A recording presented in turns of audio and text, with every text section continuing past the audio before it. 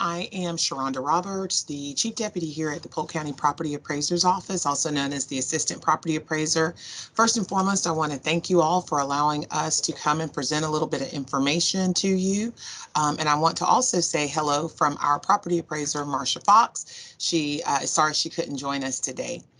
I want to start with our website because we like to call our website a virtual office in the real world, so that a lot of the things that you would actually have to come to our office in order to complete, you can also do on our website. We've done everything we could to make sure that that information is available to you. You can go to our website at www.polkpa, that's POLK, pa.org. So I just want to go through a few things that are available to you on the website, so you can get an idea of the look and feel and where you can search for and retrieve information that's directly related to the Property Appraiser's Office. So I'm here on the home page of our website, and one of the things that we like to do on the home page is ensure that anything that is relevant to the taxpayers of Polk County as it relates to property taxes or exemptions is available on our homepage. So as you scroll on our homepage, you can see we have reminders to file. We've updated a way for you to check the status of your tax exemption application on our website, and that information is there. We have information related to homestead exemptions and other exemption changes, as well as a few other announcements there at the bottom. On the right side, we have information related to deadlines and dates. Trim notices went out just a little bit ago in August, and we're going to talk about trim notices in just a bit, as well as deadlines for filing for taxes. On the left side of the screen, and I am highlighting it here or circling it here with my mouse, you can file for tax exemptions on our website, as well as file for businesses, file a tangible return online. So again, we like to make it as easy as possible. We did see a large uptick in the number of people that use our online resources during COVID. We hope that trend continues. It really is intuitive and pretty easy to use, and we hope that you would be able to take advantage of that. So that's our homepage. In addition to our homepage, we have the ability to search for property, both real property, real estate, as well as tangible personal property. You can search by parcel ID number, owner name, address. And so I'm just going to do a smart search for John Smith. And you can see that the drop down kind of provides several different John Smiths. I'm just going to choose a random John Smith. Once you receive the results of that search, you can click on the parcel ID number in order to get additional information about that specific parcel. Information on a specific parcel includes owner name, mailing, and site address, some general parcel information. We have maps related to every single parcel in the county, and you can open up our interactive map or just look at the map that's here on the parcel detail page. As I scroll down, you can get to recorded plat information and mapping worksheets that can be printed for use. Sales information with links to the clerk's office. We work really closely with the clerk of the court as well as the tax collector's office. Those relationships between the offices are really good, and we're always sharing data and making sure that data is available on all of our websites that we can click from one another in order to ensure that the taxpayers of Polk County can access everything they need depending on the office they need to get it from. Here we have exemption information that's available. Building characteristics are also on our website, including the building plan or traverse string as we reference it, land information, and then values. Specifically, we have proposed tax values. On our website, what the proposed tax rates, and then after the final tax roll, we'll have what the final rates are. Finally, at the very bottom, we have prior year final values so that you can kind of do a comparison over time to see how the values of a specific property have changed, gone up or down over the last several years. I'm going to scroll back up to the very top because I want to point out a few things at the very top of the screen.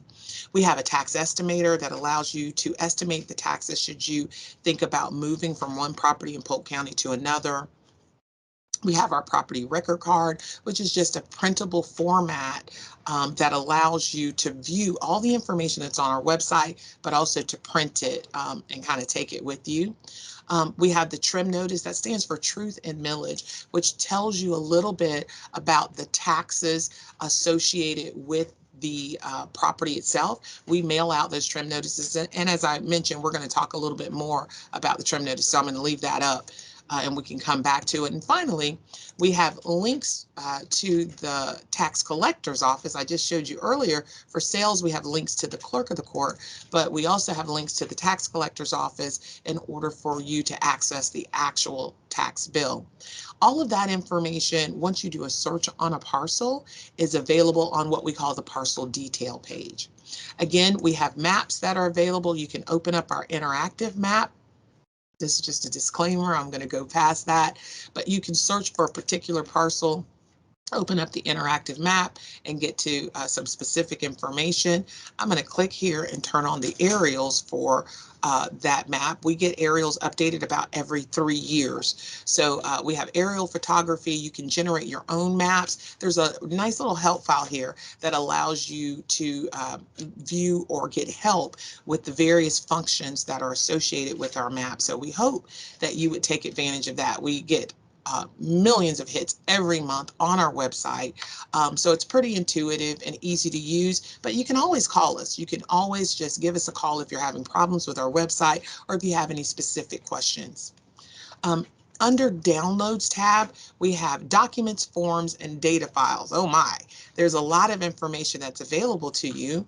Under Documents, it's specific information about various areas in our office that you can download. The biggest piece is for exemptions. This is what gets downloaded the most. So if you are applying for homestead exemption, for instance, you can click here and find out all of the requirements that are necessary to apply for and receive homestead exemptions. You're going to need to give us a social security number, your Florida driver license or ID. If you're not a U.S. citizen, we're also going to need a permanent resident card, and then any two of the following items. We try and make those items that most people have on hand, especially if they drive. They're going to have their driver license. They're going to know their social security number.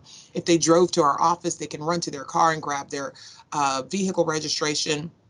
And then if you're a Florida voter here, we can pull that information up via the Supervisor of Elections website. Again, another website from a county office where we're going back and forth in order to ensure that the taxpayers are taken care of.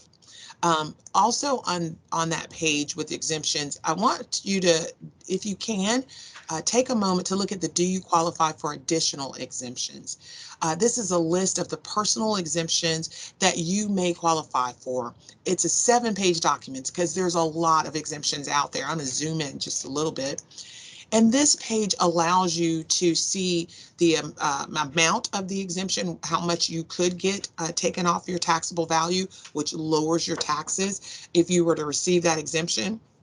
But it also provides eligibility information and the documents that we're going to ask for so that you can kind of get prepared to know what you need to bring in or what you need available to you if you do it online in order to apply for and receive various exemptions. I won't go into it. Like I said, it's 7 whole pages, but the information is very good and it kind of guides you every step of the way of what you need to kind of gather if you're filing online or if you're preparing to come into one of our offices.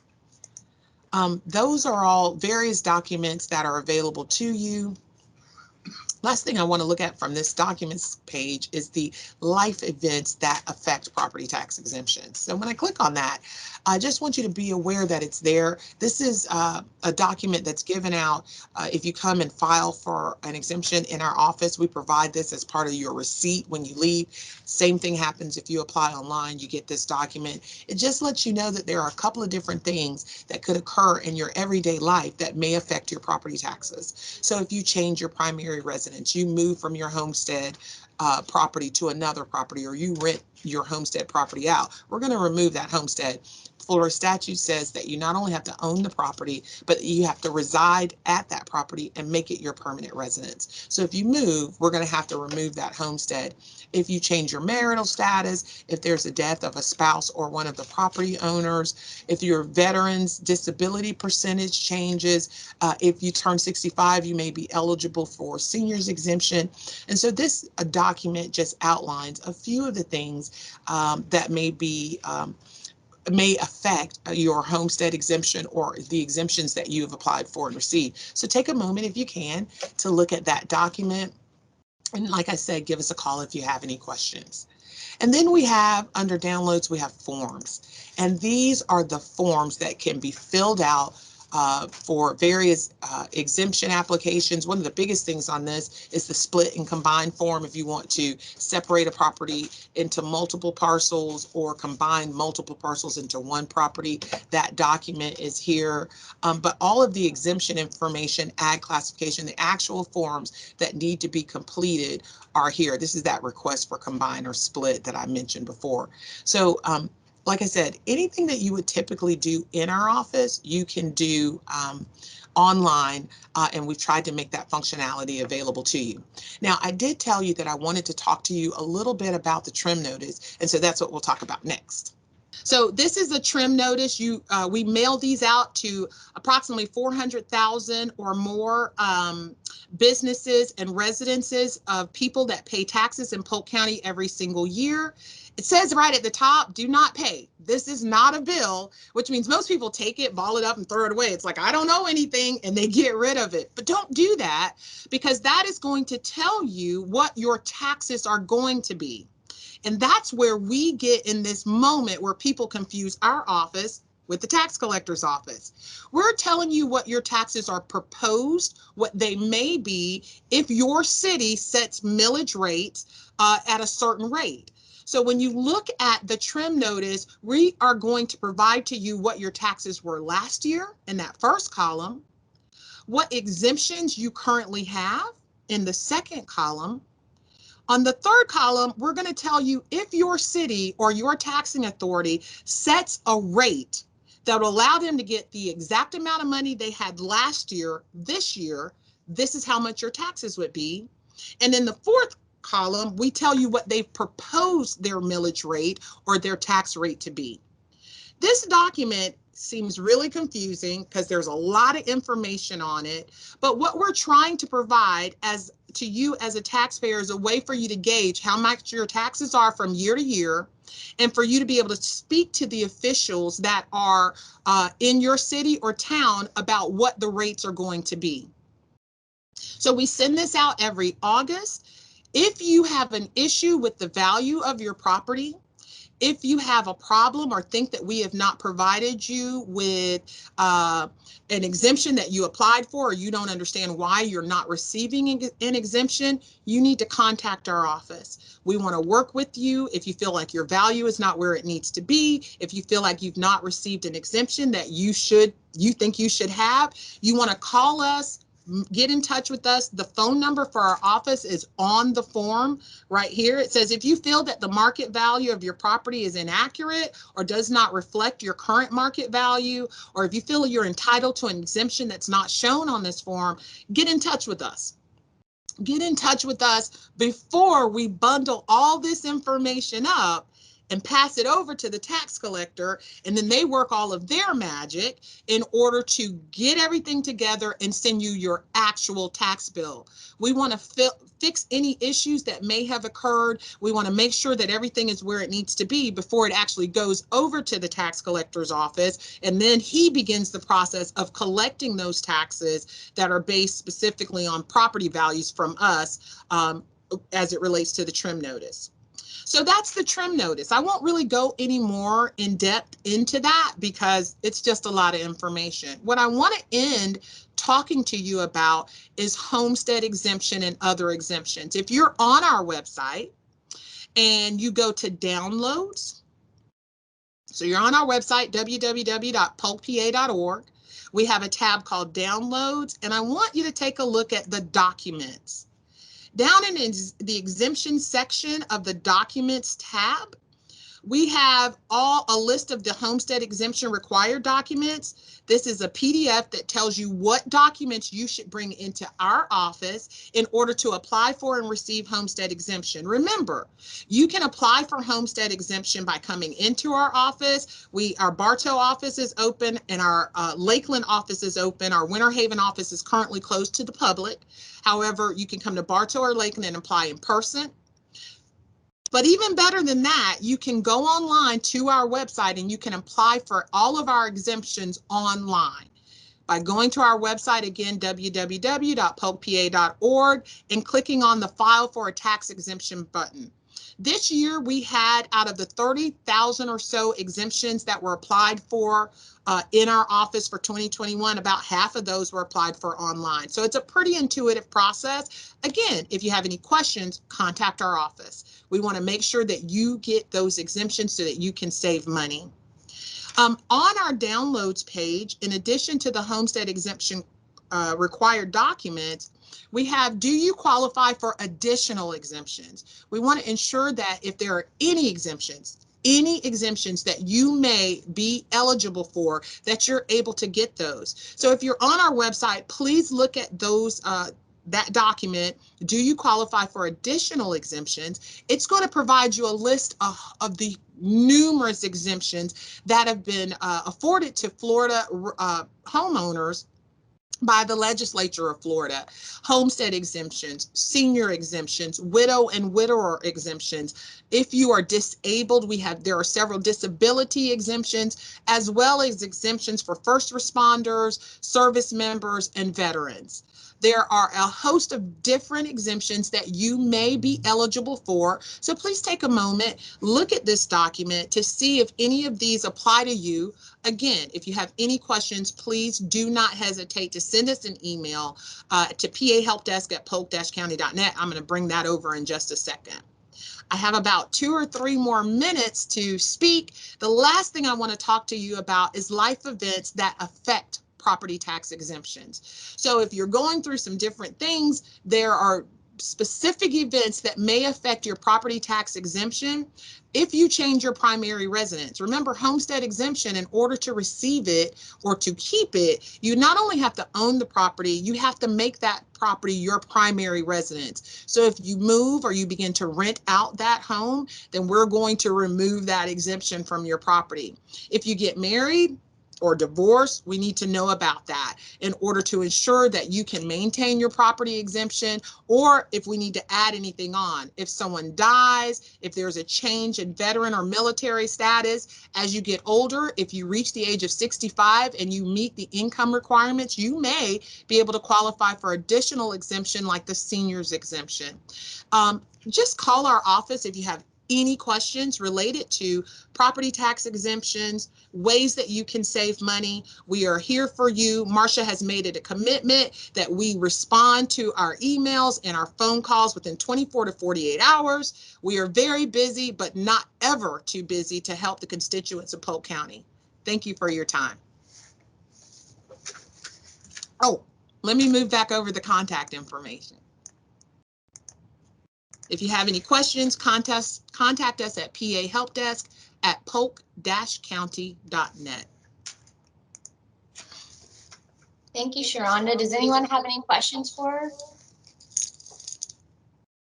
We haven't received any in the chat box. And just as a reminder for those of you who just joined as well, if you have any questions, you can use the chat feature, which you can find in the top right-hand corner.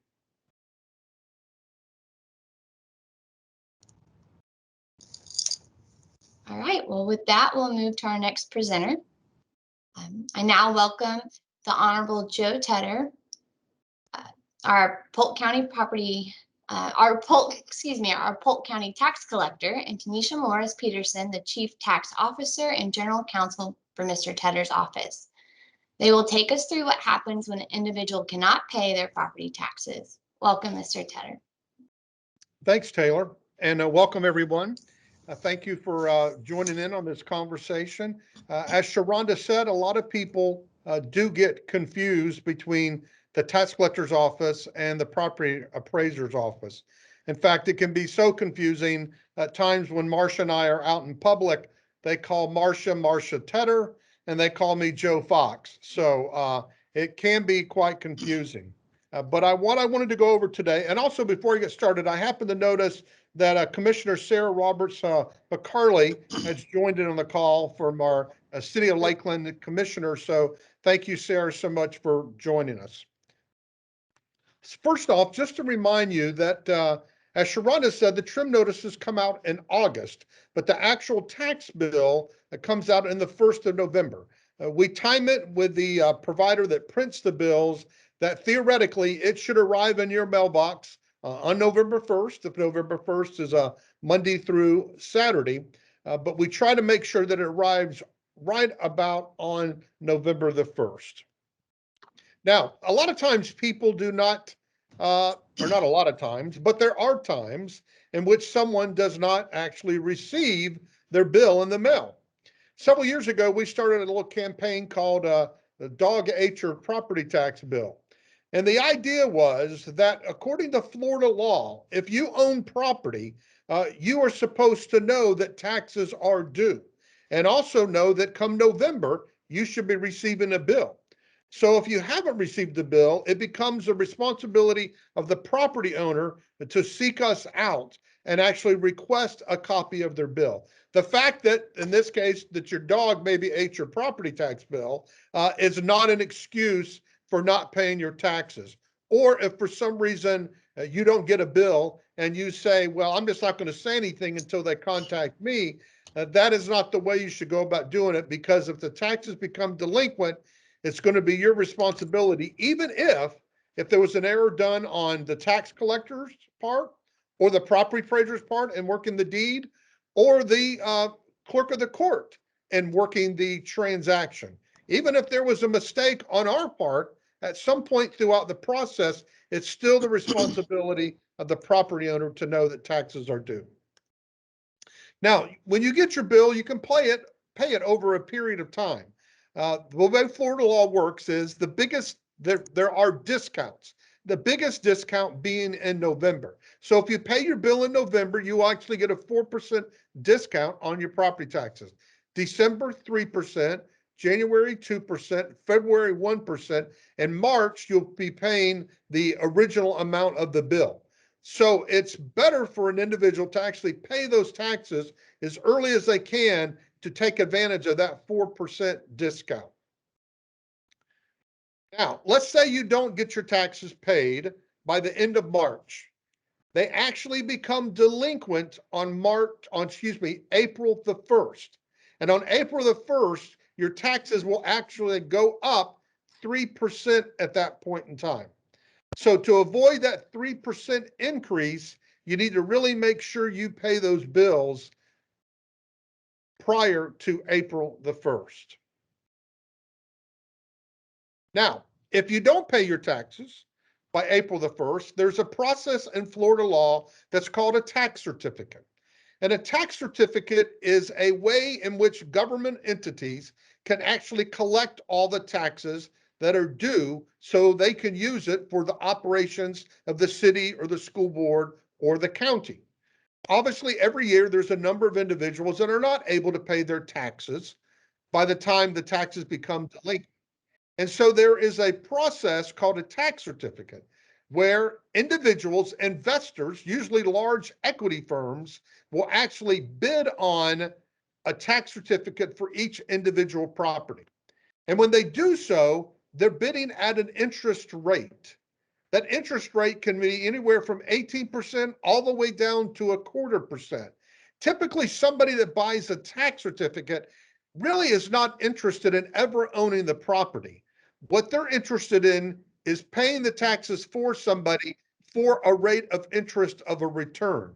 So that's how they invest their money to try to get a rate of return. You can imagine if somebody bought a tax certificate at, let's say, 15% interest, they're going to gain a lot more in that investment of the tax certificate than they would if they put that money in the bank somewhere. So by law, on or before June 1st of every year, we have to have a tax certificate sale. And that is done online. We used to do them live, but now they're done online. And we would call up Fred Smith's property. The taxes would be, let's say, $1,000, and bidders bid on that tax certificate by bidding an interest rate. And the lowest rate actually buys that tax certificate. When it becomes delinquent on June 1st and it goes to that tax certificate sale, it automatically is going to go up a 12% on top of that property tax bill. So it really behooves you to try to pay it in that November, December, January, or February, March before it goes delinquent on April the 1st. Because on April 1st, it goes up 3%. And then at the tax certificate sale, at a minimum, it's going to go up another 12%. So you should really try to avoid having a tax certificate sold on your property. Doesn't mean you're in jeopardy of losing your property at that point in time, but it does mean it's going to cost you a lot more to then pay your taxes. The tax certificate has a life of 7 years. So if an individual bought a tax certificate, that tax certificate would be a lien on that property for at least 7 years. So that's important to note as well. Now, as I move into the tax deed, I'm going to turn this over to Tanisha Morris Peterson. Tanisha is the general counsel for the tax collector's office. She has a very impressive resume. She joined the tax collector in 2016. She has her law degree from the University of Florida. She also has her undergraduate and master's in accounting from the University of Florida. And she also has a master's in taxation from Georgetown University. She is our general counsel, but she's also just recently accepted a position in our office to be our chief tax officer. So she'll be in charge of our whole tax department once the current tax officer retires later this year. So with that, I'll turn it over to Tanisha. Thank you, Joe.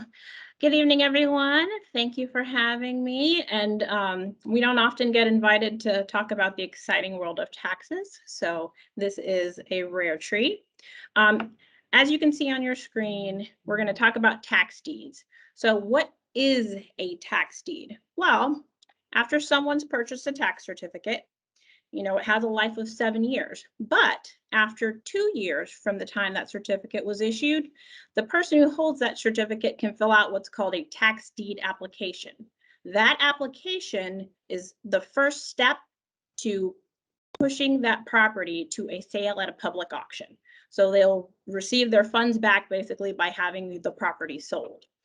So the certificate holder, the statute says that it's 2 years from April 1st of the year the certificate was issued. So if they issued a certificate in 2018, 2020, after April 1st, they can fill out an application with our office and ask us to hold a public auction to sell that property. There are a few steps that they have to take in order to do that. The certificate holder, when they fill out a tax deed application, they have to pay all outstanding taxes. So that means if there were other certificates on the property, if the current tax year is outstanding, they have to pay all of those. They also have to pay an application fee and a title search fee. So all of those funds are rolled into one, and that tax certificate holder has to pay all of those off as a part of filling out an application with our office. Now, you might say, after the tax deed application is filed, how long before the property would be sold? Well, when we receive an application, it's not just sale right after that. We have to do a title search. We have to determine who needs to be notified of this sale and make sure that they receive that notice. And taking all of those steps, as well as getting it actually scheduled, it can take 3 to 6 months, perhaps a little longer if it's a pandemic year and things are happening, but generally 3 to 6 months is the time frame from the time that an application is filled out with our office to the time that the property is sold. So the important thing about that is that all of those interest amounts that Joe just told you about, well, once the application's been filled out, the following month, the interest begins accruing at 18% a year. So not paying early in November 2 years prior can cost a whole lot more if you're trying to pay the delinquent amounts due 2 years later after a tax deed application has been started. So Joe, if you'll go forward for me. on those slides. Some people ask, if a tax deed application started, can I stop the sale of the property? The answer is yes. However, what that means is all of those outstanding amounts that we talked about that the tax certificate holder paid have to be paid. Can't be a partial payment. All of those amounts have to be paid in order for the tax deed sale to be stopped. And so you can see that it becomes a lot more complicated if you don't pay during your 4%, 3%, 2% discount time period, and you let things go to a tax deed application status. The important takeaways that I noted for you, and if Joe will go to the next slide for you, is that the certificate holder can't do anything with the certificate for 2 years. So during that time period, if you know a certificate's been sold, you need help understanding the process, you have any questions at all, or you know someone else who does, have them contact us, because there are less and less things that we can do the closer and closer it gets to the tax deed sale. The closer it gets to all of those amounts being paid, the more our hands are tied by statute. So the more help that you may want or need, the sooner you get to us, the sooner we can do the best that we can to get you back on the right track. So now the tax deed application process is 2 parts. Luckily for us, all of the constitutional officers work together. In the same way that the property appraiser's office gets us the information to get you the bills, we get the information for the sale, and we get that over to the clerk of the court, who actually handles the public auction portion of the tax deed application process.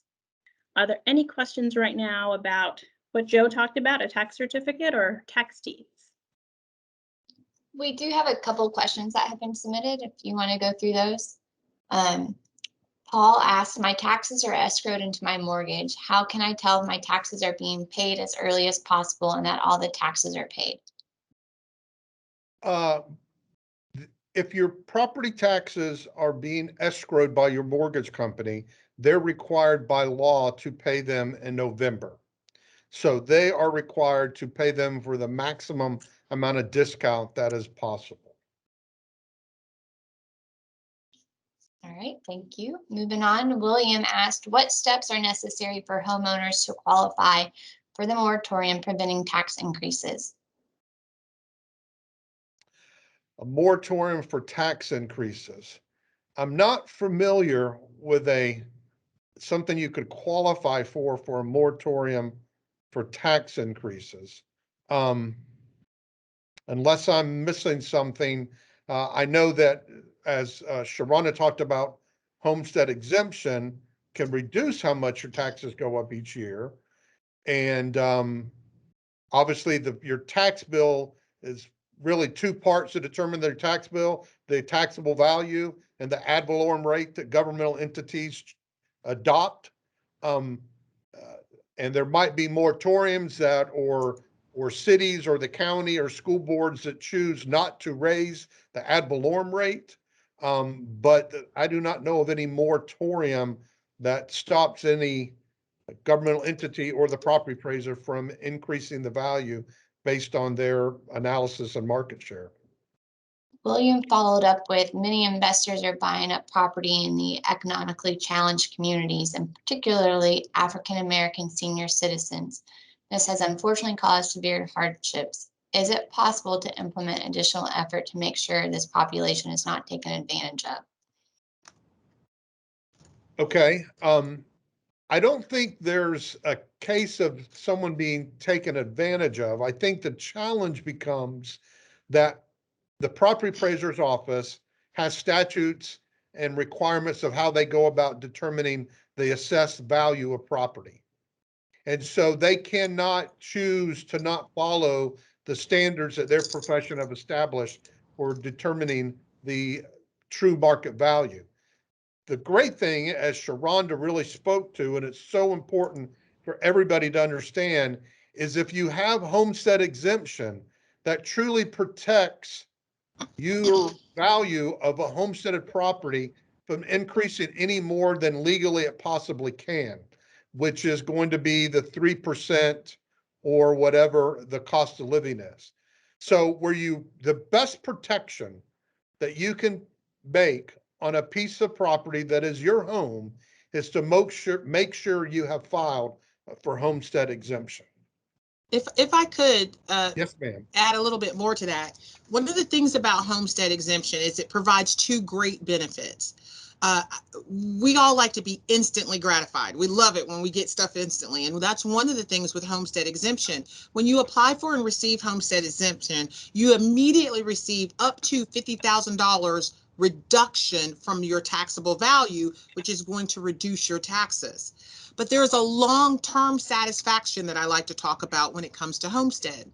Mr. Tedder just alluded to it. Homestead exemption not only gives you the immediate gratification of receiving up to $50,000, it sets your assessed value in our office so that it cannot go up more than 3% or the CPI, the Consumer Price Index, whichever is lower. So that even if you're in an area and the value of property around you is going up at 10 or 15%, I read an article this past week that showed that homes in Forbes magazine that showed that homes in Lakeland and Winter Haven are going up as much as 32% annually from last year to this, even with COVID. So how do you protect it? Mr. Tedder alluded to it. If you apply for and receive homestead, even if the value of property around you is going up, and we statutorily have to raise it to match what's happening in the real world, the value of your property won't and cannot, according to Florida statutes, go up more than 3% or the CPI, whichever is lower, if you have applied for and received homestead. So you can always go to our website or give us a call to ensure that you have homestead exemption. And if you do not have homestead exemption, you need to apply for it if you own that property as well as reside in it as your primary residence. Thank you. Before we move on to the other questions, Paul had a follow-up from the first question. He'd like to know, is there a way that he can verify what has been paid, referring to how can he tell that his mortgage company has paid his escrowed taxes as early as possible? Yes, you can go to polktaxes.com. That's polktaxes.com, and you can pull up your account. You can search by your name or the account number if you happen to have that. And then you can go and you can actually see it's probably like the last 5 or 6 years of your tax payments. It'll tell you the amount that you paid and the date that it was paid. So that is the best way to try to determine when your taxes were paid. And Taylor, I'm going to add one more thing and then I'll turn it over to you to introduce your lovely boss. And that is, as Tanisha was a great point that she made, that if for some reason, if you know somebody that can't pay their taxes and it's about to come delinquent in April, that's the best time to start talking to us. Or even if you have a tax certificate that ends up getting sold on June the 1st, that's another. You can go ahead and talk to us if you want to, and we'll try to explain to you how much it's going to cost before the tax deed could be applied for. And we'll help tell you that amount of money and tell you how to put the money aside. I can't take a partial payment, but you can make your own budget to figure out how to eventually pay it. Even when a tax deed is applied for, you still have time to try to cure it before you lose the property. But if you call my office or walk into my office on the Wednesday before the tax deed sale on the next day on Thursday and say, can you please do something to help me? My property is going to be sold tomorrow. I have no legal authority to stop it at that point. Because the tax certificate holder would sue us if we pulled the sale. And you're going to be mad at me and I'm going to lose a vote if we do the sale. So don't put me in that position of not being able to win. We will help you, guide you, let you know how much needs to be paid and when to pay it. We'll do everything we can. But when that tax deed sale date is set, that tax deed sale is going to happen. And there's nothing anybody can do to stop it at that point. So please let us help you.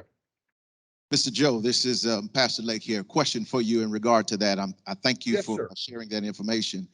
Here's my question.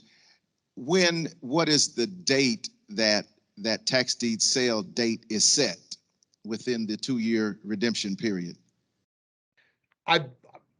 Stacy Butterfield, our clerk of the court, will probably be able to address that better than my office, because her office is the one that actually does the tax deed, and she can describe what the process they go through and how they plan, how far in advance do they typically have the tax deed sales.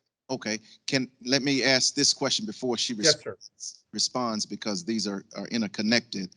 And part of the groundswell in regards to putting a cap on the annual increases of the value is because when you have investors kind of artificially increasing those values by spending more on the retail properties, with maximizing your homestead exemptions, people may not understand the significance and the importance of making sure that's done every year, and they're taking advantage of those deductions. But here is, I'd like for you to speak to how important it is to make sure that people reach out to your office, because I think there's an urgency and there's a little fear and intimidation because you all are so big and it kind of scares people away. So can you speak to how receptive, how open, and how reachable you and your office and your staff are via phone, via email, or coming to the physical locations to have conversations? Well, thank you, Pastor Lake. I know myself, as well as my peers and Marcia Fox and Stacy, ran for office because we truly want to help people. It is a service industry that we're in.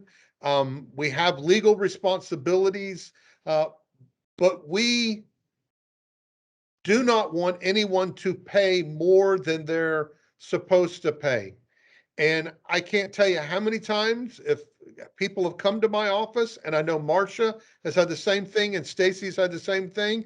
You don't necessarily have to have an appointment. You can just come into the Bartow office and you can say, I'd like to speak to Joe, and we will sit down and talk, and I will bring Tanisha or other people in the room, and I've got a big whiteboard and we'll draw up on the board and we'll talk about it. And it's, I love doing that. I love trying to explain the process and try to educate, because I know for most citizens, the things I do and Marcia does and Stacy does, unless you do it, you don't understand. I mean, you get a trim notice, you don't know what is a trim notice. And as Sharonda said, a lot of people think that came from the tax. Well, of course you would think. It says it's a bill and it has to do with property taxes. Why wouldn't you think it came from the tax collector's office? So these are the kinds of things we know that citizens don't understand this because they're trying to live their life. And these are little compartmental parts of their life that they don't have the time or the energy to try to figure out. So that's what we're here for. We're here to try to help you, try to explain it to you. I can't tell you how many times I've met with somebody and their taxes just went delinquent the week before, and they think, oh my goodness, I'm going to lose my house next week. And we go, no, you've got plenty of time. We got time to figure this out. And so we welcome the opportunity to have those conversations, be it in person or online, or via the mail or whatever else. That's what all of us that work in all these offices, that's what we sit to do, is to help you. That's what we're here for. Thank you. We have 5 more questions if you want to move through those. Time permits. How does the public find out about the property taxes that have not been paid? So if they're trying to find out if their property taxes have not been paid, they can look it up again at polktaxes.com. If they're wanting to find out if their neighbor's taxes haven't been paid, they can go to polktaxes.com and type in their name. It's all public information. There is a list prior to the tax certificate sale. If you want to go on to our website, and it will lead you to, and that this is that time period just before June 1st. And you can sign up and you can look at all the property taxes that will be coming up for sale at the tax certificate sale. Stacy has a variety of different lists for tax deed sales. So there's a variety of different ways. It all depends on when you're looking for it, and if you're looking just for one, or if you're wanting to look for a large list. All right, thank you. Next question is there any guarantee the tax certificate holder, having paid all the outstanding balances, will obtain the property, or is it actually a public auction? If a tax certificate holder applies for the tax deed, that goes on to a whole new process that Stacy Butterfield, our clerk of the court, will be talking about. But the big answer to the question is, a tax certificate holder in no way is guaranteed that they're going to end up owning the property. In fact, like I said, most of the time, a tax certificate buyer doesn't want to own the property. They're just investing money at an interest rate and hoping to get a return on that interest. They do not want the property. People go to Stacy Butterfield, our clerk of the court's office, and tries to buy tax deeds if they're really someone that's interested in buying properties. All right.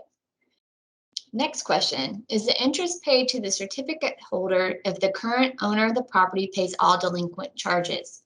Does the tax certificate owner lose the money she puts up to pay the delinquent fees?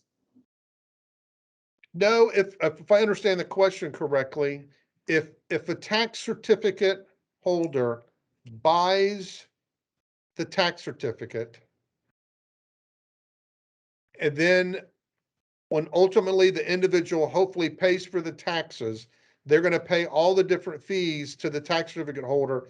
They're going to be made whole in regards to the interest that they've earned off it, as well as any fees that they've had to pay.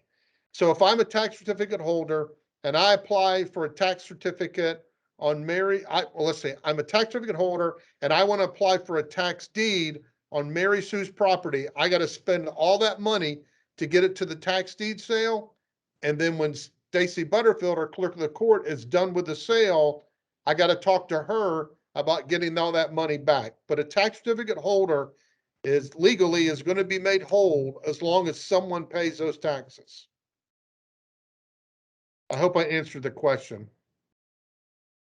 There haven't been any follow-up questions yet, but go ahead, Tanisha. I was going to say, and just to clarify, it gets a little confusing sometimes, but they're two separate things. The tax certificates get sold every year, and the tax deed application process is just, if you've been holding a certificate for 2 years, then after that 2-year period, you can basically apply to have the property sold. So when it's sold, you'll receive back all of your money that you spent, the interest that's due, etc. So they're two separate things. And Eden responded, yes, great answers. Thank you. Next question, under President Biden's rescue plan, are there any resources available for tax payment assistance? Not that I'm aware of. I'm not aware of any either. And we have one more question. Could Mr. Tedder talk a bit more about the installment plan for paying taxes? Yes. So you have to apply to be in the installment plan prior to the tax bill coming out. So you can't get the bill in November and then come in and say, hey, I'm going to be on the installment plan and pay for these taxes starting in November. The actual first payment, and Tanisha, I'll have you shake your head yes or right if I say it wrong. The first payment on an installment is actually due in June, and then September, and then December, and then in March. So you actually have to apply kind of March before the tax bill coming out in November. And then you start making payments before the bill is actually completed. And so, but that is a way a lot of people, it's 4 installments. A lot of people pay their taxes through installment method because it's harder for them to come up with one big lump sum in November of every year. And I also believe that the tax bill has to be at least $100 or more to be able to sign up for the installment payment plan. Taylor, I'm going to turn it over to the Honorable Stacy Butterfield because I feel like I'm hogging way too much time. So if you don't mind, I want to let her get started. Absolutely, and that was the last of the questions. So yes, we'll transition to Clerk Butterfield. Also on with her today are Michelle Yadonis, the Clerk's Administrative Services Director, and Sandra Caraway, her official records manager. So Clerk Butterfield will take us through the details of how a tax deed sale works. All right, thank you and good evening. And thank you to my team for being on here as well. The subject matter experts are on so that as we move through this, if you have any questions, I can certainly rely on their expertise because as you can see from all of us, it takes quite a team in our offices to be able to accomplish all of our duties. And before I actually get started with the slides, I did want to point that out. As you have heard, you've heard from Sharonda from Marsha Fox's office, our property appraiser's office, Joe Tedder, our tax collector, and now you're going to hear from your clerk. And you might think, wow, this is a little overwhelming as to who does what. And I just wanted to point out that that is the beauty of our system in Florida, where you have these independently elected constitutional officers, because we provide a check and balance to all of us that is a benefit to all of our citizens, that each of these offices perform a different role. So while it can be a little overwhelming, and that's why forums like this are so welcome, that we have an opportunity to try to explain to you about the different roles of our office and share information to help educate you. So I just wanted to say thank you to Joe Tedder, Marsha Fox, and their teams and our teams, because we work together to provide this information to you. So I want to start out by moving towards the process of the tax deed sales, because as you have heard, properties appraised, that turns into a bill, which then goes to Mr. Tedder's office, he collects, and then if it's not paid, there is a process that issues a certificate and can end up in a sale of the actual property. So you're required as a property owner to pay those taxes on the annual basis to our tax collector's office. I want to take one step back from that. When Sharonda talked about the trim notice, I just want to back up and say, you know, that trim notice, which stands for truth in millage, that was actually passed by our legislature in 1980. And the whole purpose was to make sure that your governmental offices are providing you as the property owner with information about the value of your property, which will then be used in calculating the actual taxes that you pay. And at the bottom of that trim notice, there's a little statement about if you do not agree or think that you have the right value or something with exemptions, you can apply and petition to the Value Adjustment Board to have that considered. So I wanted to bring that up, and the deadline is 30 days after that trim notice is issued. So for this year, for example, the filing deadline for those petitions is September the 13th. Now, where do you apply for a petition for a Value Adjustment Board consideration? You apply with the clerk's office. So you would come to our office, or you can come to our website and obtain a petition and apply for that process. I will mention, though, if you talk with the property appraiser's office, they will certainly work with you ahead of that process as well. So that is just another piece of information to keep in mind. As we go through this, the certificate holder has the option after 2 years to be able to apply for a tax deed sale. And that's anytime between the 2-year period and the 7-year period.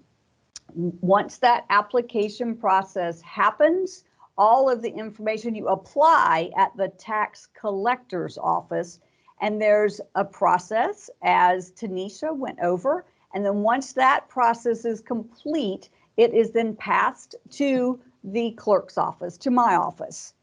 And at that time, there's a number of steps that happen before it actually goes to the tax deed sale. So let's start the process from the time that the clerk's office receives the application, the completed application, and from the tax collector's office. As you can see from this chart, it says 3 to 4 months before it is actually set for sale. Now in COVID years and sometimes in other years, but that can extend out to longer than the 4 months, 6 months, and sometimes slightly longer. But there's a process we now have to go through before we actually put that property up for sale. And at this time, it is the property that is going up for sale. Once this process is complete and there has been a successful sale and completion, then that property is now going to be transferred ownership by the tax deed to a new owner. So there's noticing that has to happen. There's a period for redemption, and then we set the property for sale. So I want to talk about each of those processes. The noticing. We are required, all of the information that I'm going to share with you is as per the Florida statutes, and we are required to publish in the newspaper for 4 consecutive weeks that this property is going to go to sale.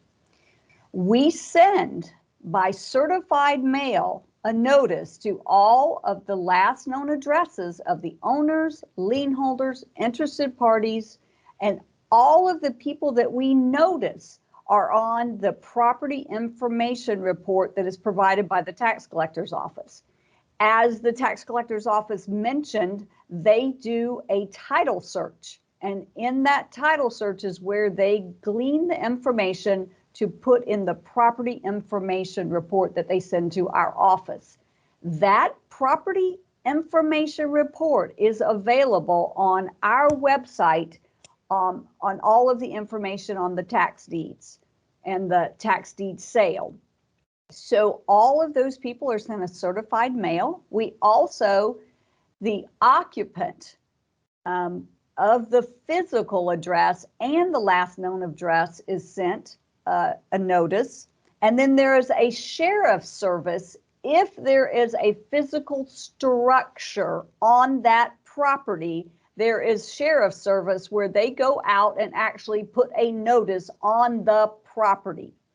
Now, I want to mention that as far as the addresses, I know in discussing some questions that have come to us, I want to share with you that the property appraiser's site is the site where you look and find the address of the property owner.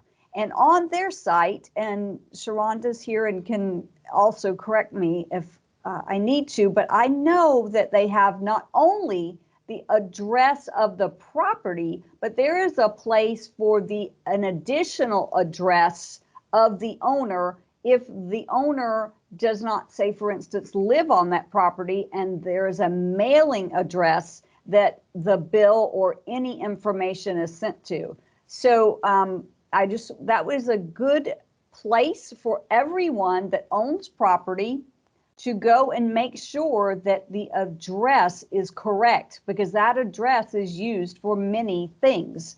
And you don't have to be the property owner. If, for example, you want to make sure that your grandmother, your mother, or anyone that you are helping with their financial affairs, for example, you want to make sure that the mail, if anything is happening related to that property, gets to an address, then that is the address where those notices were going to be sent. Sharonda, I did want to just give you an opportunity to speak to that.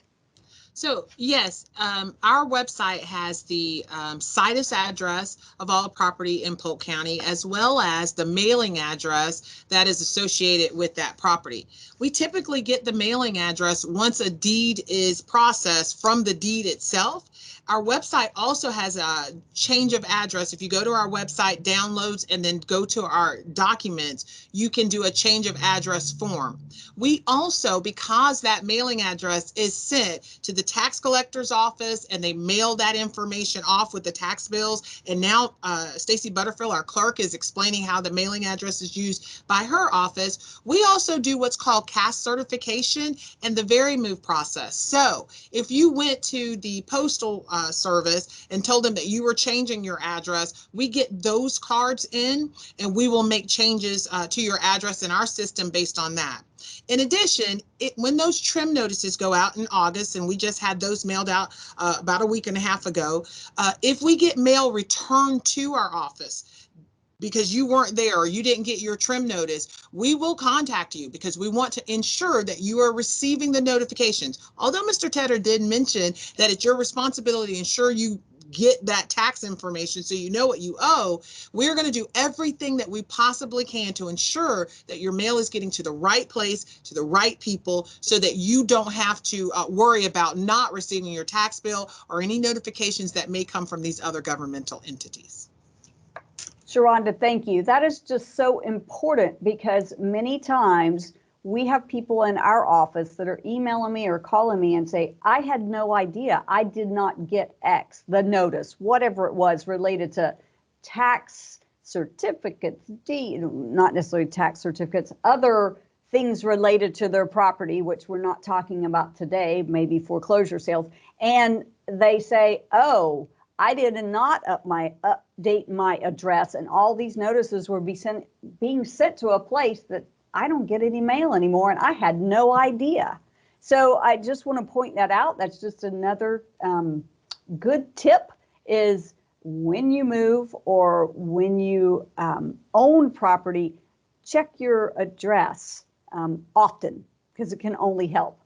All right, so we go through the noticing period. All those notices are sent out, and then there are costs and fees by statute that have to be collected to be able to actually have the tax deed sale.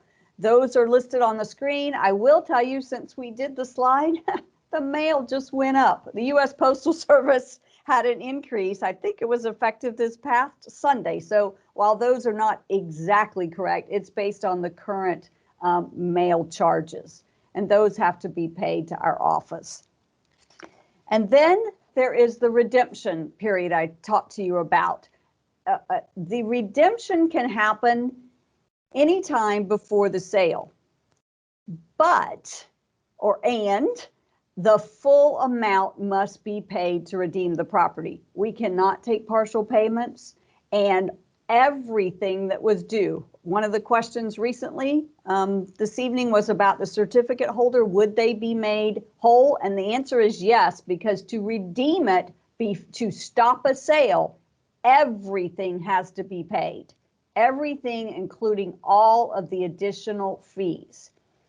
The other important thing I wanted to mention is redeeming the property by paying everything in full does not change the name on the deed.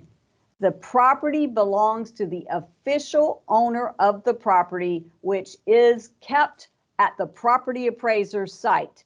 In my office, when there's any transactions in property, you know, the official records, if somebody sells property, does a quick claim deed, etc., transferring ownership, then we record that information and we send it to the property appraiser's office. They then use that to update the property owner information on their site. So simply redeeming the taxes that are owed and all of the fees just simply puts everything in this is Stacy's words, back to where it was. Now everything's paid and X owner still owns the property. To change the owner of the property, there has to be a transaction between that owner and a new owner, and that has to go through and have a record recorded in the official records. I mention that because occasionally somebody, a tax certificate holder, and I think this was asked, can I guarantee that I will get that property? And the answer is no, because it's going to go to auction. What if, this question has been asked, what if I pay everything that redeems it? This is from a certificate holder. The answer is you can do that. You can pay everything, but the ownership of the property will still stay in the original name on that deed. All right, so then sales. So we get from the property, we get all the information from the tax collector. We've gone through the notice period. The property hasn't been redeemed. We schedule it for sale. We hold the sales once a month. They are on every third Thursday at 9:30 a.m. So our next sale, I think, is September the 16th, if I have the date right. And on our website, which is www.polkcountyclerk.net, you can look at the auction calendar. Now, if you want to auction, participate in the auction for properties, it is online. You must register. In addition, you must place a deposit to be able to bid. All of this information is on our website. You can do the deposit through the website, through our third-party processor, or you can come in and make your deposit in person in our office. It must be in cash. All right, so then on the auction day, and there's a list on our website of every property that is scheduled for sale. And at that point, you can look at all of the property information report that has been provided by the tax collector's office. It will tell you about outstanding liens. It will tell you owners. It has a wealth of information, and it is advisable for anyone that wants to participate in an auction to buy a piece of property, that you review all of the documents that are available on our website that have come through the process to make sure that you are aware of what you are bidding on.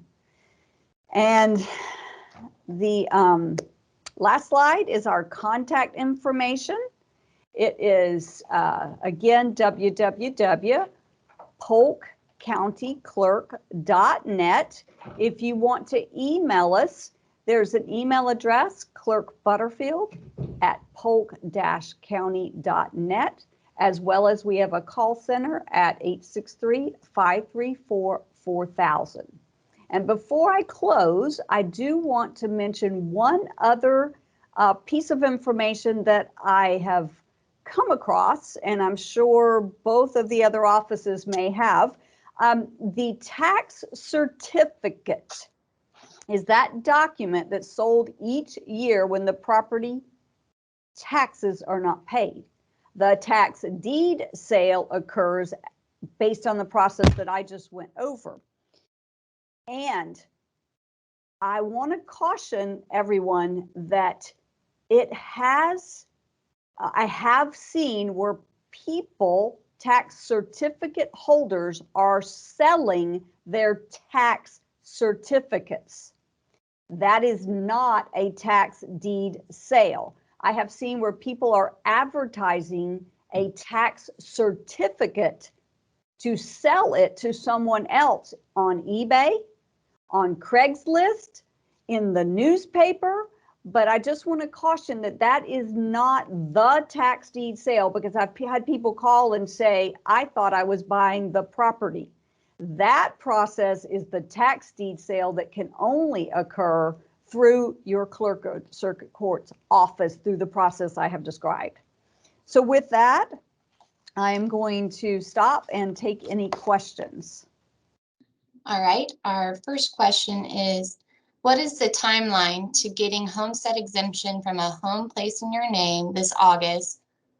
When can they apply for the exemption? Will it be applied for this year or next year?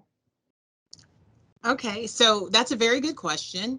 If you purchased and moved into your home after January 1, 2021, so in August, you have up until March 1st of 2022 to apply for and receive homestead exemption. We look again, our assessment date is January 1. So you will receive that homestead exemption in 2022, not in 2021 when you purchase the house, because we look a year in arrears. We look at everything that happened in the prior year.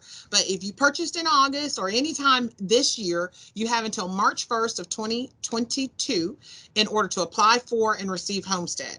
If you miss that deadline, again, just like these other offices, we will do absolutely everything we can to help you because we want you to save those dollars. We want you to have homestead exemption. So give us a call if you've missed the deadline. Even if you don't have all the documents in place, we talked about those required documents. Even if you don't have those in place, go ahead and apply because we're going to call you, we're going to email you, we're going to keep trying to get you in contact with you so that you can get everything that you need turned into us so that you can receive that homestead. We will pick up the phone. We will email you. We want you to be able to save those dollars and reduce your property tax burden if at all possible. Hey, Sharonda, this is Joe. Isn't it safe to say that if you're getting ready to buy a house and you're trying to figure out your mortgage and your insurance, you need to look and figure out what my tax burden might be?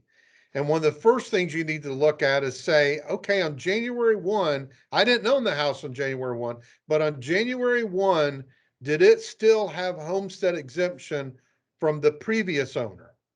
Because if it didn't, you're going to end up not being able to get homestead exemption on that property until the following January.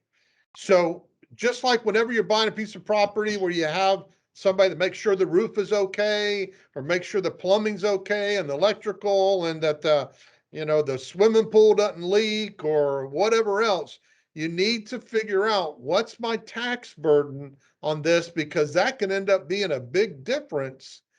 And can you afford the property or not? And a lot of real estate professionals aren't going to dive into that as deep as you need to know to try to figure out, can I afford this house? You're exactly right, Mr. Tedder. So this is why we've all put up our phone numbers. We've all given you our website addresses. We want you to call us if you have questions, but let's address that a little bit further if I can have just a few moments. One of the biggest things that causes problems for people who purchase new homes is they do look at the property taxes from the prior year and they think it's going to be the same. So this person had homestead and seniors exemption, and maybe it may have been totally exempt at some point. And so they think to themselves, oh, I'm going to pay about the same in taxes as the other person. That's if they check it all. That's not always the case, because if the person that owned the home, so let's say you moved in, grandma passed away, and she had homestead and seniors exemption, and the home got transferred to you. So now you think you're going to pay the same amount, but you're not a senior. That senior exemption amount that grandma might have had, and it might have been a total exemption depending on the city that she lived in, is not going to go to you. And so your taxes are going to go up significantly. If, however, the person that owned the home before you did have homestead exemption and you purchased that home, you will be able to take advantage of their homestead exemption for about a year, but you need to apply for and receive your own homestead exemption moving forward.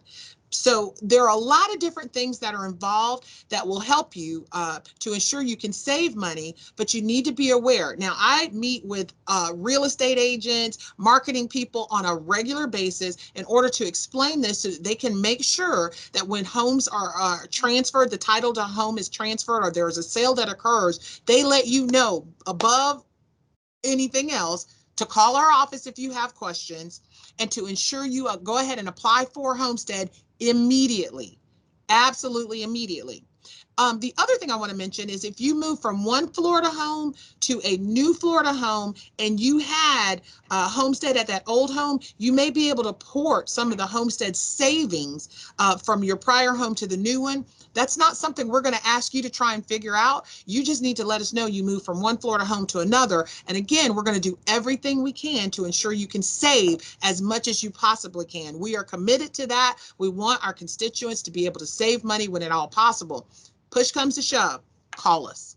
Call our office. Let us help you to navigate through that. Because as Mr. Tedder and our Ms. Butterfield just talked about, a lot of this is, it's a lot of information for someone who's not in this business, but we are here to help. You can call us at any time. We all have our help desk, emails. You can call us. We will answer any call at any time to ensure that you get the information you need to save as much money as you can and to ensure you don't lose your property. Thank you. The next question is, does a tax deed being recorded release all the liens from the property, or does the tax deed owner now owe the liens still? Great question. So Sandra Caraway is our expert, because the answer, I do believe, is it does not necessarily release all of the liens. Sandra?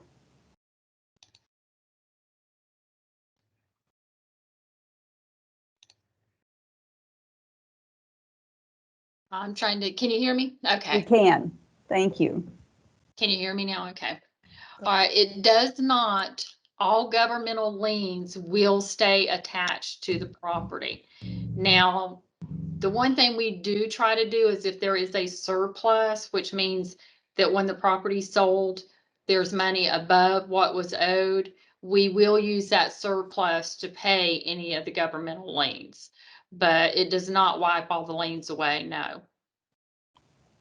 Thank you, Sandra. And even if there is a surplus, it may not pay all of the governmental liens, so there's still liens left. So, true. Mm-hmm. Thank you. Okay. I have one more question for you. Since 2013, I've had to call and request a tax bill for my residence. What can I do to remedy this?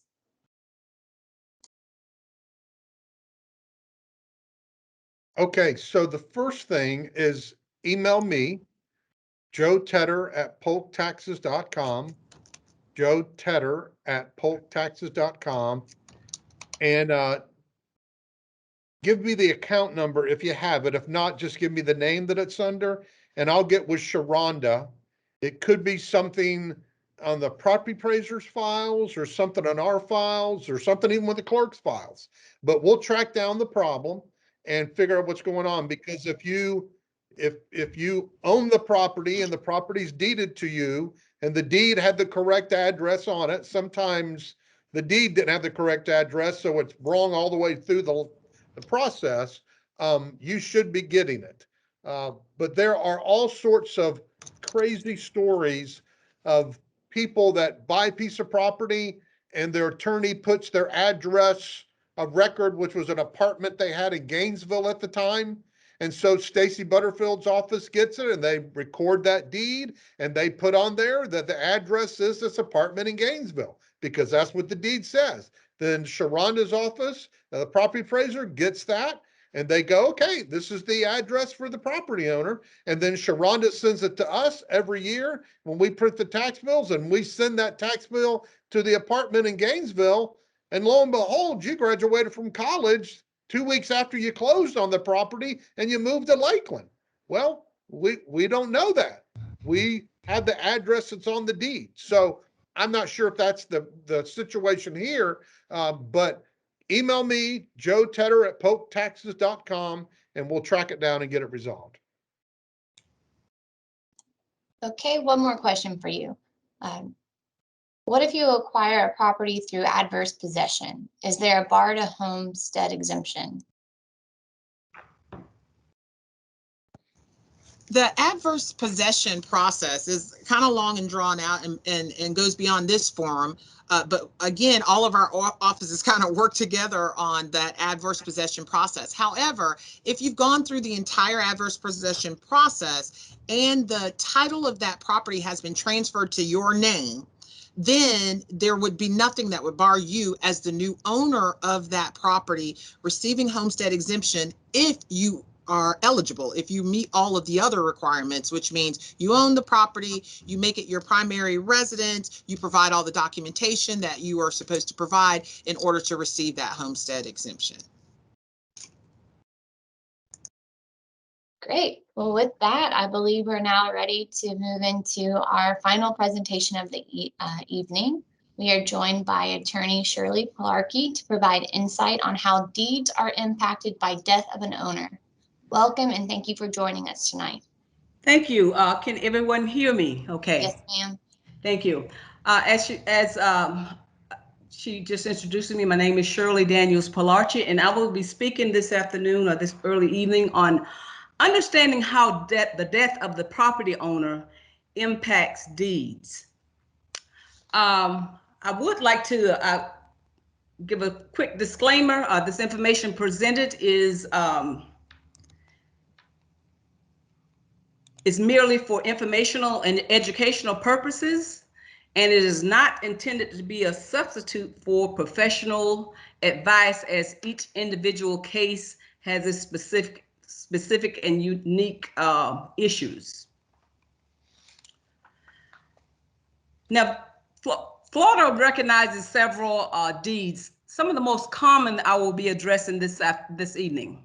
The three that we are all most familiar with are the warranty deed, the quitclaim deeds, the life estate deeds, and one that's relatively new when compared to the other deeds is the enhanced life estate, or we call it Ladybird deed. Now, the warranty deed, that's a deed wherein the seller warrants or guarantees that he or she holds clear title to a piece of property. And that is important because, you know, there's a lot of fraud going around wherein people are taking over homes that they don't particularly own. So, but on the warranty deed, the seller actually guarantees that there are no outstanding liens, mortgage, or anything adverse to the title. This type deed is often used in real estate transaction or at arm's length transaction. Say, for instance, if you purchase a home from the seller, most often you would get a warranty deed. And it's also used at arm's length transactions. What that means is that you have two different persons or entities contracting to purchase a piece of property, and they're both have equally bargaining power. For instance, if a seller was going to sell a property to an individual, it would be advisable that the buyer secured a real estate agent, because most of the time the seller is going to have a real estate agent. That is very important, because quite often I hear sellers who want to sell the house, sale by owner. That is fine, but most of us don't have the expertise to sell a property by owner. By and large, an individual gets anywhere from, I would say, 10 to 15% more for a house if they use a real estate agent, and that is also including paying the real estate fees. The same thing applies to buyers. I can say, as far as myself, that the first home I bought, I paid substantially more than I should, because I thought I knew a great deal more than what I actually knew, and I ended up paying a lot more for the home, in addition to putting a roof on the property and redoing the plumbing during the first 2 years I owned the property. So a warranty deed also provides the greatest amount of protection for the purchasers of the property, just as I mentioned. Now, the grantor is responsible for breach of warranty of the guarantee. However, this is negotiable. What I mean by that is the reason a warranty deed carries so much weight in protecting the buyer is because there's title insurance, which means a title company has done all of the background check for liens and see if there are any mortgages on the property and to see if there's anything adverse to the title. So if something comes up in the future, then the buyer is protected, because I tell you one incident I recall happening. One brother purchased the property, one brother sold the property rather, and he came in to the real estate office one morning, signed his name, came back that afternoon, pretending to be his brother and signed his brother's name. When the brother found out, he thought he was out, just completely out of the money, the proceeds that he would have received from the sale, but he was not, because there was title insurance. The buyer had purchased title insurance, and he received his portion of the proceeds because the buyer had purchased title insurance. Now, a warranty deed, what happens if a person dies owning a warranty deed? The thing that happens is this: unless other provisions are made, that property would have to go through the probate process. And the probate process is just a court proceeding that disposes of the dead person's property, unless that person has made other provisions for the disposal of that property. So it will go through probate. Now, moving on to the quitclaim deed. The quitclaim deed quickly transfers interest in real property from the grantor to the grantee. And I want to just ask the question, can you see me as I present? Hello? Yes, we can see Yes, you. we can see you. Okay, I couldn't see anyone. Okay, thank you. I want the quitclaim deed quickly transfers interest in real property from the grantor or the giver to the grantee, who's the person who's receiving the property. In this particular transfer, the parties are generally familiar with each other, and as a matter of fact, they're generally family members or acquaintances at the least. Now, the quitclaim deed releases the owner of all interests, but not necessarily all liability. And what I mean by that, if one were to quitclaim a property to another individual, but there was a mortgage on the property, then they can divest themselves of interest, but they cannot relieve themselves of the mortgage. This is especially true, for instance, when a boyfriend and girlfriend purchase a property together. Well, as fate would have it, sometimes the relationship, goes south. Well, one party might say, I want nothing to do with the property from here on out, so I'm going to quitclaim this property over to you. Well, that transfer by quitclaim deed does not relieve them of the mortgage liability. So you have to be careful about quitclaiming property. You want to first, if there's a mortgage on the property, you want to first make sure that the person you're quitclaiming the property to refinances that property, because this becomes especially important when that person gives another person a quitclaim deed and tries to purchase another property. Sometimes they don't earn enough money to be on two mortgages at the same time. So you just have to keep that in mind, that a quitclaim deed can divest you of the interest in the property, but it does not divest you of the liability, if such is applicable. And also, the quitclaim deed does not protect the grantor nor seller from potential risk. So you might ask, okay, so what does a quick claim deed guarantee? And the answer to that is absolutely nothing. The quick claim deed basically says that if I give you a quick claim deed, I don't know if I have any interest in this property, but if I have an interest in this property, you have my interest. So that's basically in a nutshell, what a quick claim deed is. But it is a handy instrument as a workaround in real estate transactions. For instance, in a divorce, where the judge awards a husband or awards the wife the marital home. A quit claim deed is a very quick instrument for divesting interest.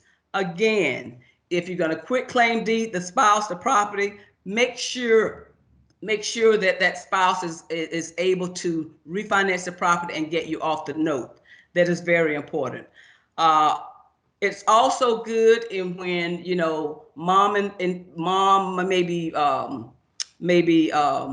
wills some property to 3 children. Maybe 2 of the children have their own properties and they want to quickly transfer their interest in the property to a 3rd sister or brother or sibling who does not own property. They can quickly do that through a quit claim deed.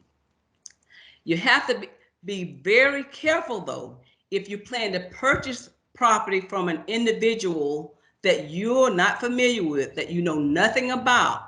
And this is especially important during these this tight housing market, because there are so many scams going around, such that people are going on the internet, looking at people's signatures, because most of us have our signature on the internet somewhere. If we've ever sold any property and done various business transactions, our signature is on the internet. And with the sophistication of computers the way they are now, it's easy to lift your signature off of a document and put it on a quit claim deed and make it look very authentic. There's also, you know, people who are tricking folks into notarizing documents by presenting fake IDs that look very authentic. So in other words, what a person can do is lift your signature off of a document, place it on another document, and if they can trick a notary with a fake ID. One instance I would share with you that I read in a business journal.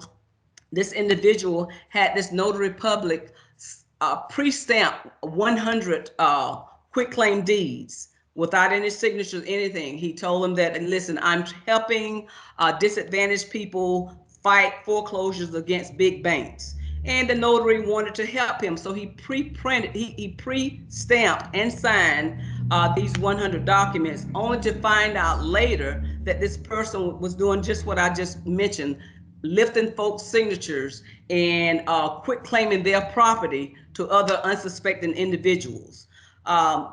You might say, well, I can get around fraud, I can prove that. But that's even worse than saying that somebody stole my identity, I know it wasn't me, I can get around it. It leads to a world of trouble. So, you know, you've heard the Honorable Joe Tedder and the Honorable Stacey Butterfield talk about going on their website. It wouldn't be a bad idea to go on the website every so often just to make sure everything is right with your property that you own. That's not at all a bad idea. But now, like warranty deeds, a quit claim deed, if the property owner dies, unless the individual has made other estate planning, the owner of a quit claim deed, owner of property via quit claim deed, that property will have to go through probate in order to change hands. And again, the probate process is a process by which the decedent or the dead person's property will be disposed of. Okay, I'll next address life estate deeds. Now, I think most of us are probably somewhat familiar with life estate deeds. That is where the grantor keeps or maintains possession of a property, but loses some control of the property, what happened, you have an individual, it happens quite a lot when a parent decides that, you know, I'm at the age now where I want my child to avoid probate process, so I just want to maintain residence while I'm alive, and then upon my death, I want this property passed on to my children, child, or some other individual.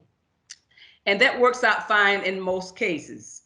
There is capital gain tax on a life estate deed, and I will get into that a little bit in more detail when I talk about enhanced life estate deeds. However, this life estate creates a real problem, though, if the life tenant wishes to sell, mortgage, transfer the property, because the life tenant must get the consent of the joiners in order to sell the property. Now, they can sell their life estate, but the problem with that is I don't know of too many people who's going to buy a property based on an individual's life, because even if you bought a property based on a child's life, there's just too much that can happen.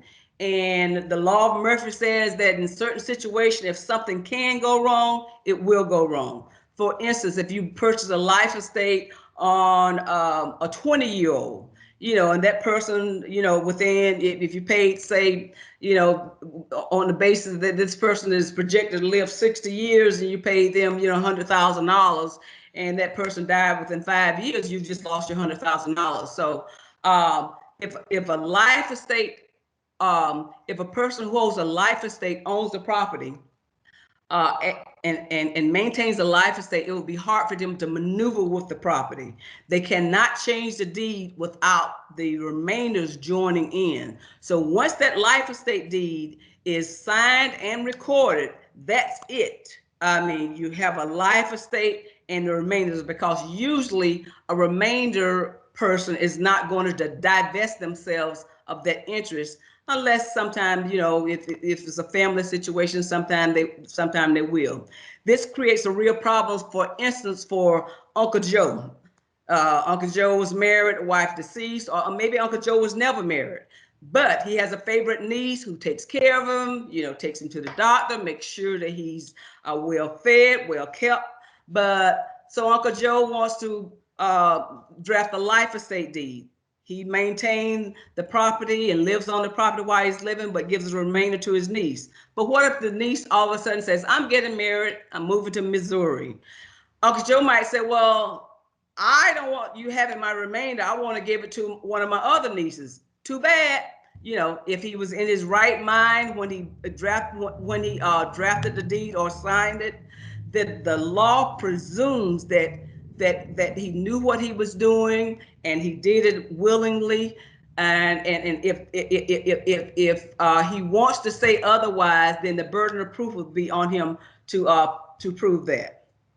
So I don't like these life estate deeds, because I have personally seen too many occasions where the person given the life estate does in fact later change their mind, and by that time their hands are tied. I mean, a lot of them said I was sick and I didn't know what I was doing, but usually when they say that, it's like 4 or 5, sometimes 10 years, sometimes even 20 years later. So I don't like the traditional life estate deeds. Although it does avoid probate, I still prefer, now my preference is the enhanced life estate, or it's commonly called the Ladybird deed.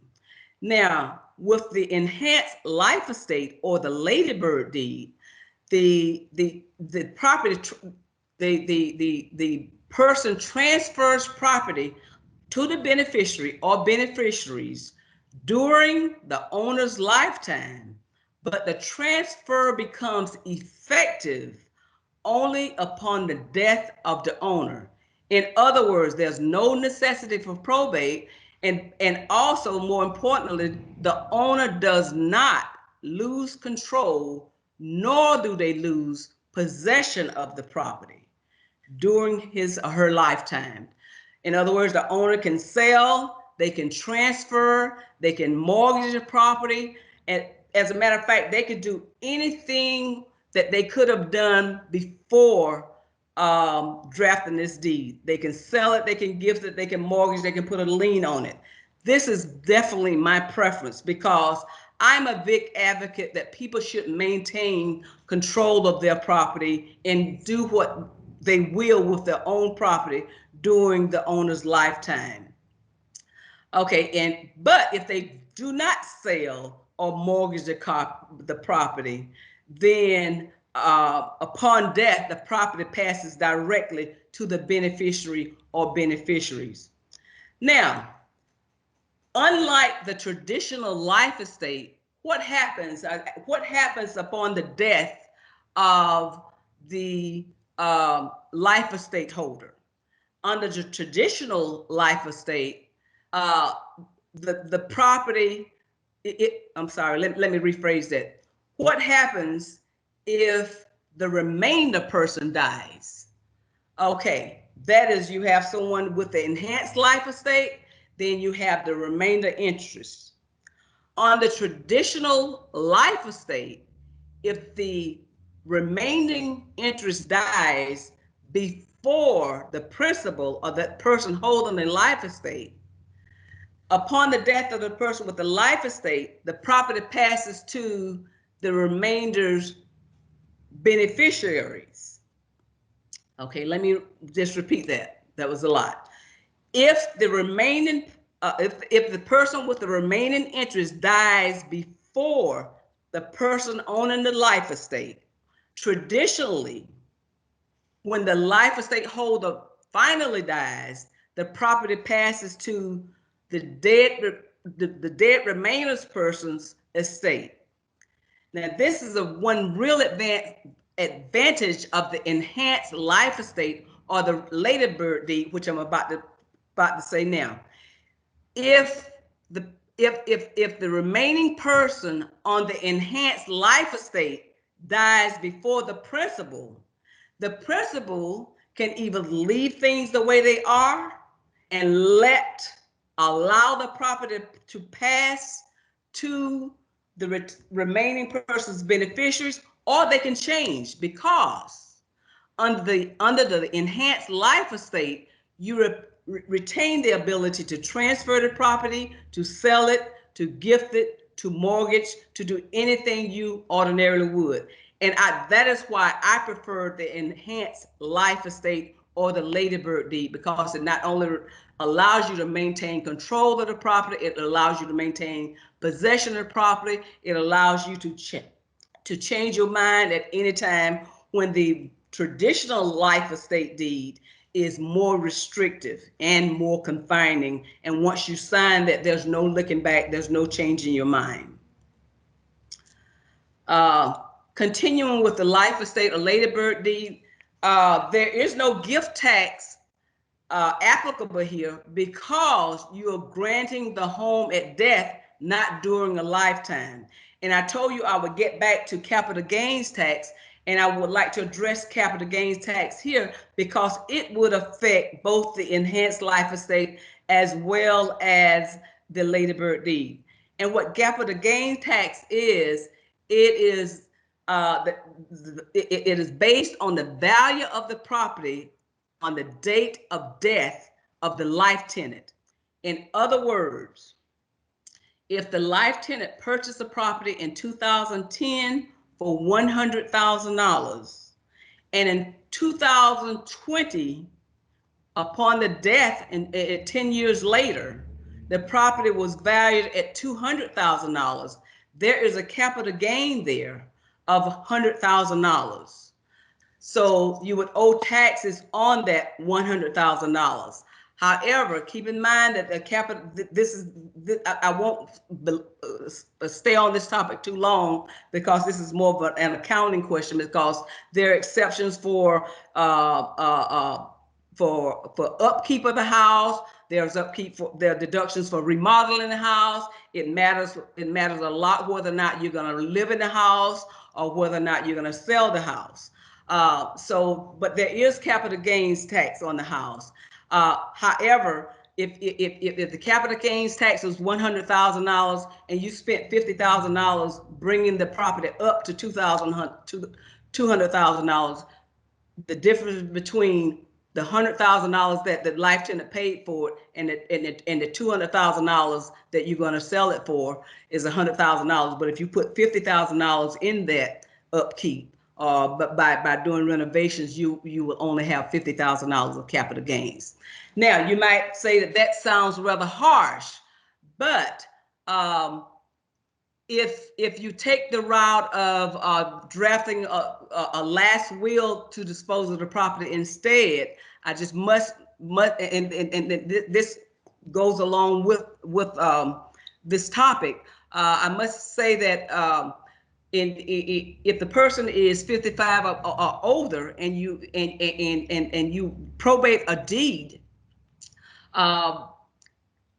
by law, all probate attorneys, if the person is 55 or older and you probate a deed, we have to notify the Agency for Healthcare Administration that this person has passed in case they have a claim.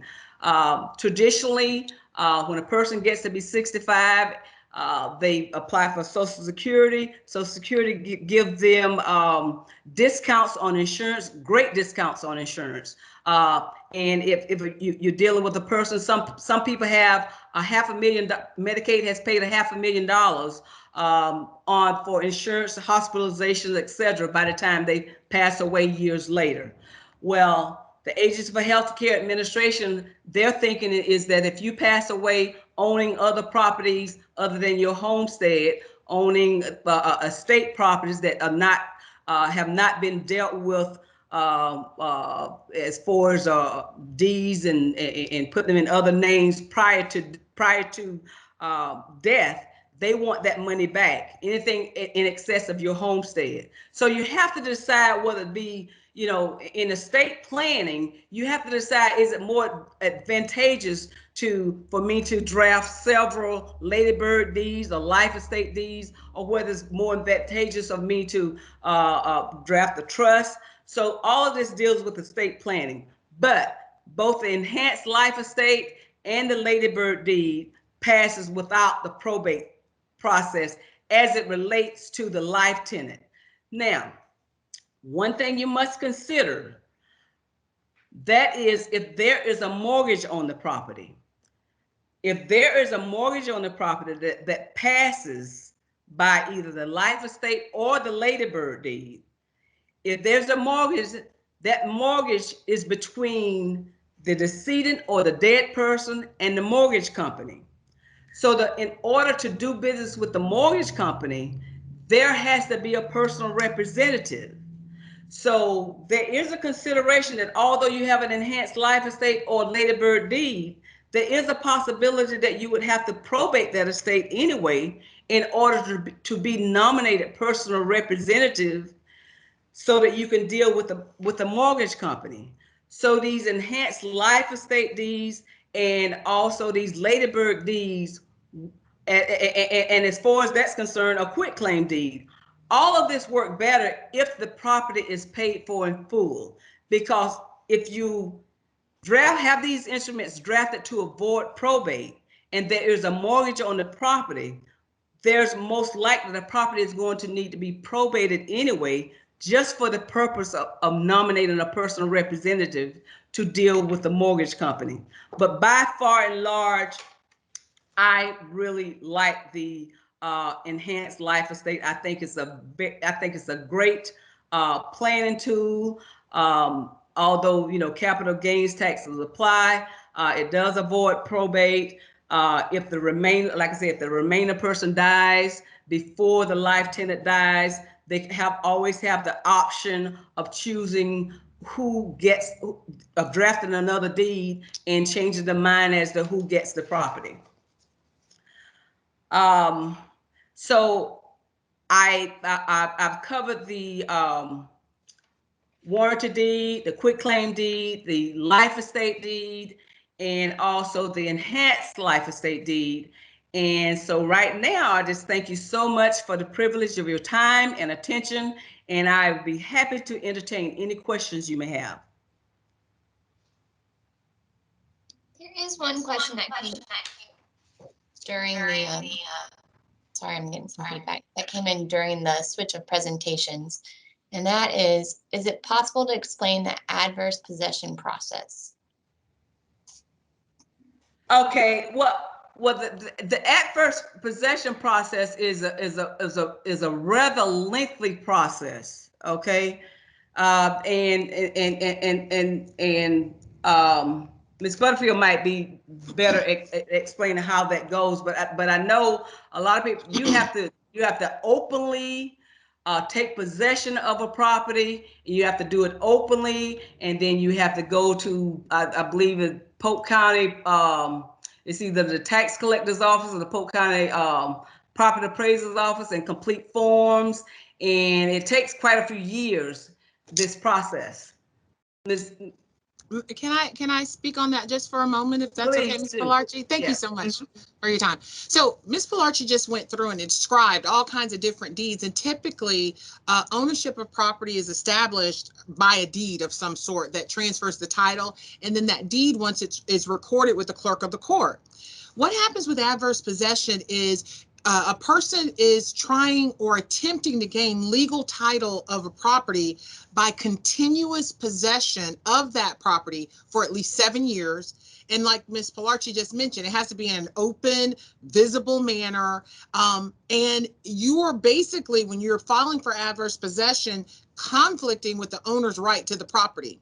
So in order for, it's all governed by Florida legislature. The Florida statutes are 95.16 and 95.18. If you are trying to do anything with adverse possession, the first thing you need to know is if you have, there's two different ways to do it. You can do adverse possession under the color of title, which means you have some claim to the property that's legitimate.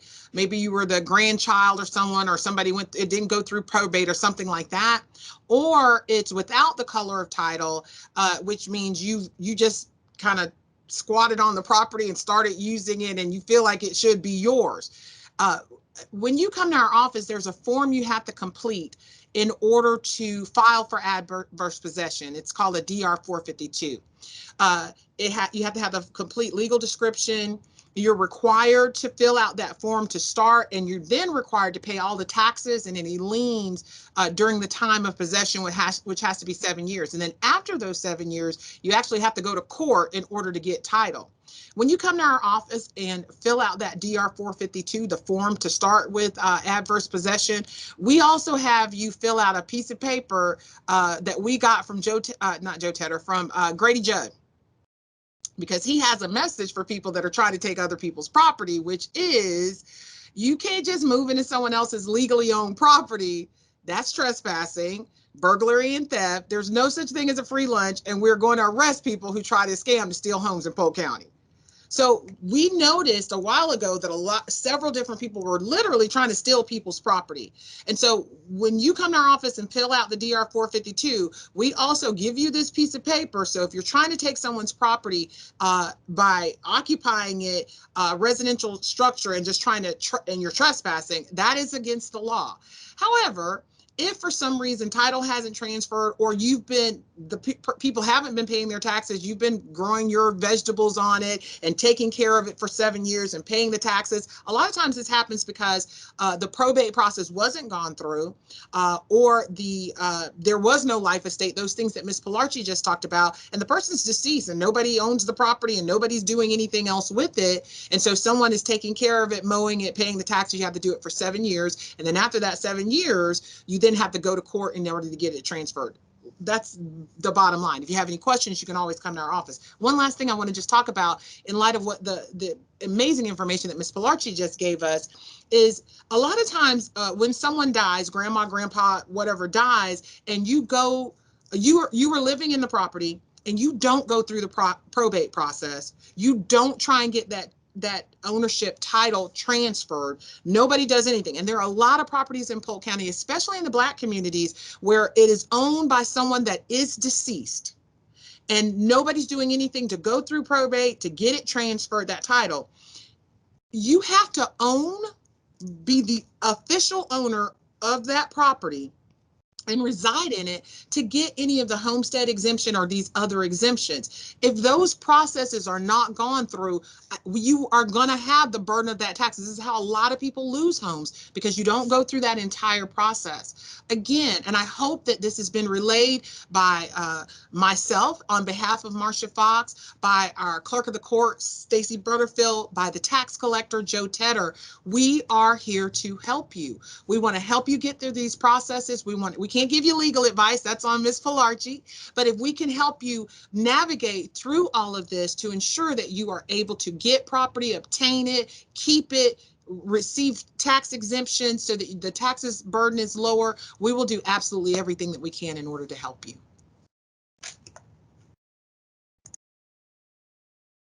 Thank you. We have 2 more questions before we conclude the night. Going back to Ms. Pilarchi's presentation, someone asked, would that be short-term or long-term capital gains? Well, it depends on when you sell, because you got to understand capital gains, you don't get a capital gain until the property is sold. Okay, because now, and I wasn't going to get into this, but if property changed hands through a last will and testament, you get a step-up basis. And what I mean by step-up basis, if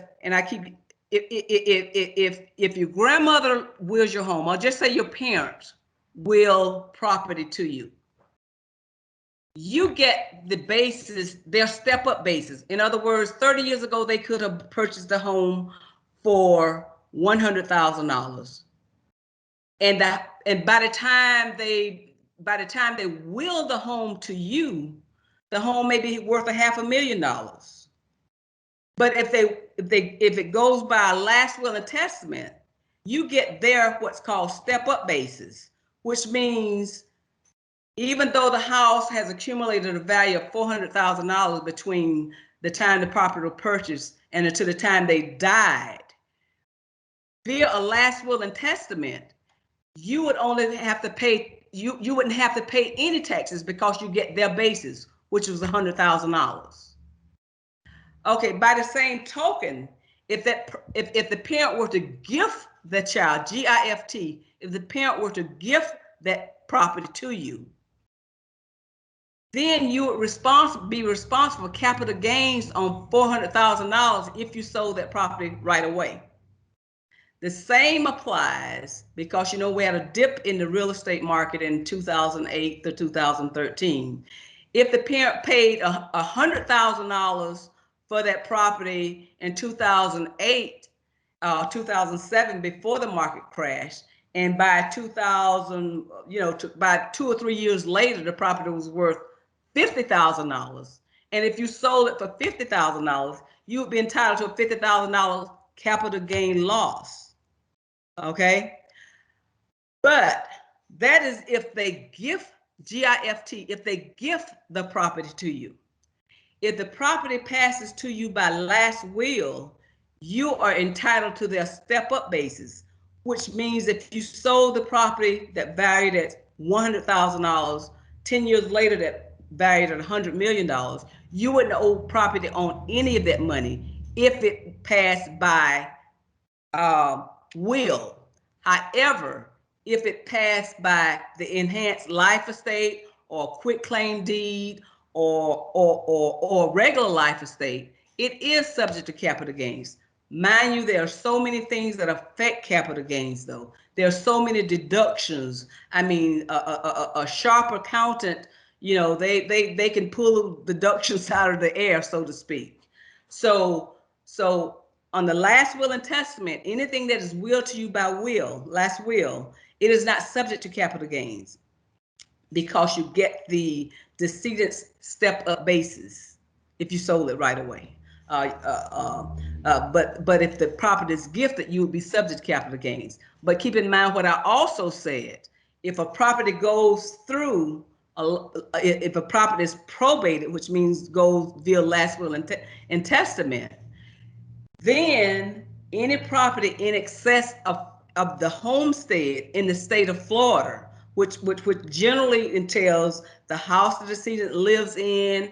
It entails 2 or 3 cars, home furnishings, things of that nature. Those are protected by Florida's homestead law. Any excess property like rentals, vacation homes, they're not protected by homestead law. And under Florida law, beneficiaries get paid first before, creditors get paid first before beneficiaries. So under the last will and testament scenario, you're not subject to capital gains on inherited property. But you are subject to claims from creditors, and including the Agency of Healthcare Administration, which means, Medicare claims and so forth. That could easily eat up properties that inherited costs because creditors get paid first. On the other hand, on the enhanced life estate, and as well as on the Lady Bird deed and quitclaim deeds, you are subject to capital gains. So you have to, during estate planning, you have to figure out what works best for your unique situation. Okay, and I think we're past time, so we'll just wrap up with the final question, which is there a place to find an attorney that specializes in elder law to be able to determine if a life estate or trust would be best for a person? Yes, if you want to, I have several who can assist in that area. I don't practice elder law, but I can give you my phone number, or you can look me up, on the internet. My phone number is 863-533-3838. Barbara, my secretary, would be glad to share that information with you.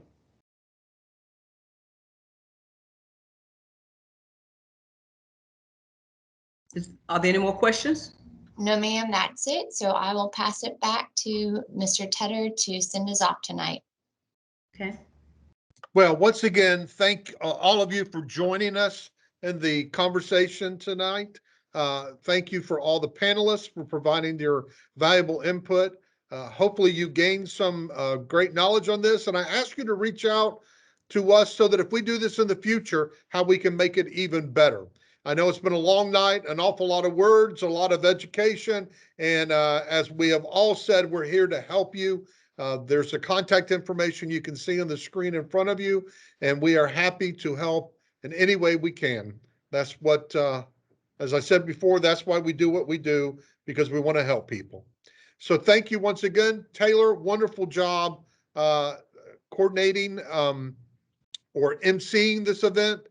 Margarita Alfaro from my office was, her and Taylor worked together on putting this together.